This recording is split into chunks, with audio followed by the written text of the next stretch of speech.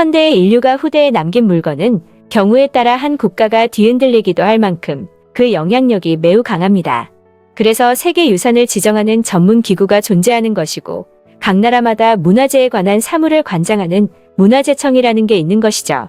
그런데 70년 전 어느 한국인이 목숨을 걸고 지켰던 유물의 정체가 공개되자 중국이 발칵 뒤집혔다고 하는데요.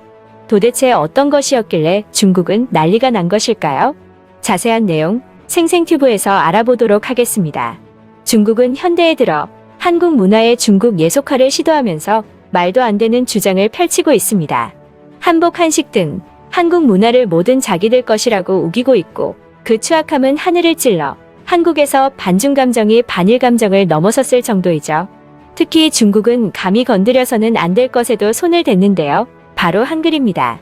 한글은 조선 역사상 최고의 성군이었던 세종대왕이 창제한 것으로 인류가 사용하는 전 세계 7천여 개의 문자 중에서 유일하게 창제년도와 창제자가 명백히 밝혀진 위대한 유산이죠. 우리 민족의 언어인 한국어를 구사한다는 것은 자긍심 그 자체이게 성역과도 같은 부분이지만 추악한 중국은 전 세계가 칭송하는 위대한 한글을 가만히 둘 리 없었습니다. 그래서 훈민정음은 중국어의 발음을 정확히 표현하기 위해 만들어졌다. 훈민정음은 옛 한자를 베껴서 만들어졌다 등의 소리를 하며 빼앗으려 했죠.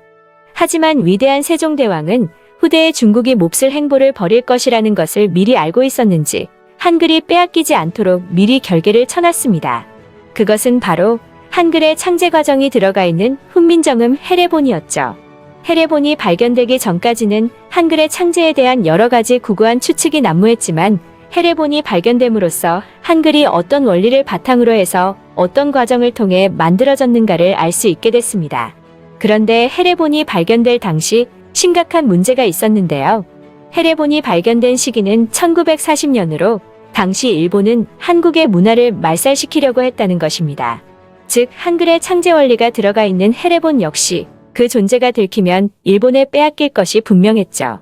하지만 목숨을 걸고 해례본을 지킨 사람이 있었는데요. 그가 바로 문화지킴이라고 알려져 있는 간송 전영필입니다.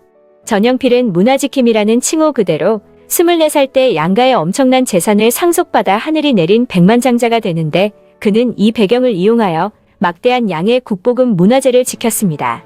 나라 잃은 백성을 도와주는 변호사가 되어라라는 아버지의 뜻에 따라 일본 와세다 대학에서 법학을 전공했지만 평생의 스승이자 독립운동가인 오세창을 만나며 민족의 혼과 어를 지켜내겠다는 결심을 하게 되죠. 오세창은 당시 전영필에게 이런 말을 했습니다. 우리 조선은 꼭 독립되네. 동서고금의 문화 수준이 높은 나라가 낮은 나라에 영원히 합병된 역사는 없고 그것이 바로 문화의 힘이지. 그렇기 때문에 일제가 수단과 방법을 가리지 않고 우리의 문화 유적을 자기네 나라로 가져가려고 하는 것일세. 이 말에 감명을 받은 전영필은 마음을 굳게 먹고 당시 일본으로 유출되는 서와 도자기, 불상, 석조물, 서적 등을 닥치는 대로 수집해서 이 땅에 남기기 위해 혼신의 노력을 다했습니다. 그렇다면 전영필은 어떻게 훈민정음 해례본의 존재를 알게 된 것일까요?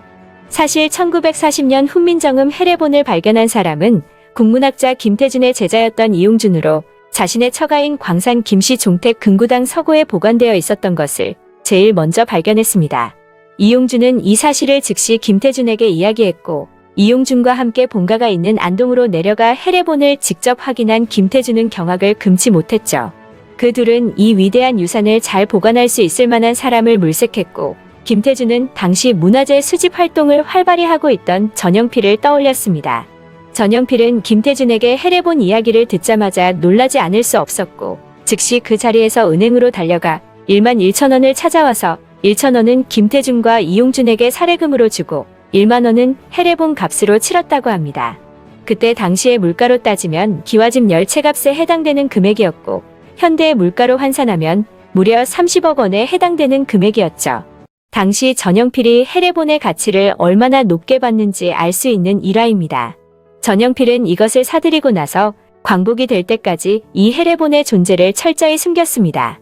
한국 문화를 철저히 말살시키려고 한 일제강점기 말기에 한글 창제 원리를 자세히 설명한 이 책이 드러났다면 좋지 못한 꼴을 당할 것은 당연지사였기 때문이죠.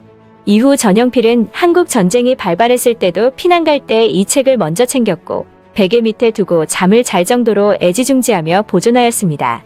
지금까지 해례본이 이어져 내려온 것은 그런 전영필의 노력 덕이며 1956년에는 이 소장본을 바탕으로 사진을 촬영하여 만든 영인본이 제작되었습니다. 전영필은 영인본 제작을 위해 이 소장본을 흔쾌히 내놓았고 뿐만 아니라 책을 한 장 한 장 해체하는 것까지 직접 했다고 하죠. 이후 해례본은 간송미술관에 보관됐고 그 사실이 알려지자 중국에서는 정부 인사를 파견까지 했다는 소리가 있을 정도로 정세를 살폈다고 하는데요. 현재도 중국은 한글을 빼앗으려고 난리를 치고 있지만 훈민정음 해례본의 존재로 인해 아무것도 할 수 있는 게 없습니다. 아무리 훈민정음은 중국의 문자를 통일하기 위해 만들었다. 한국어를 표기하는 것과는 아무 상관이 없다. 훈민정음은 한자의 발음을 쉽게 표기함으로써 자음을 정립하여 중국어를 통일하는 것이 목적이다. 등의 헛소리를 해대며 발악을 해도 해례본이 국보 70호로 지정되고 유네스코 세계기록유산으로 지정된 이상 국제사회는 한국과 함께 중국의 추악함을 규탄할 뿐일 것입니다. 민족의 혼과 어를 지켜내기 위해 절대 더 이상 한국의 문화재를 뺏기지 않기 위해 노력하고 전쟁 속에서도 목숨을 걸고 훈민정음 해례본을 지켰던 간송 전영필 선생님에게 경의를 표하며 이번 글은 여기서 마치겠습니다. 구독과 좋아요는 큰 힘이 됩니다.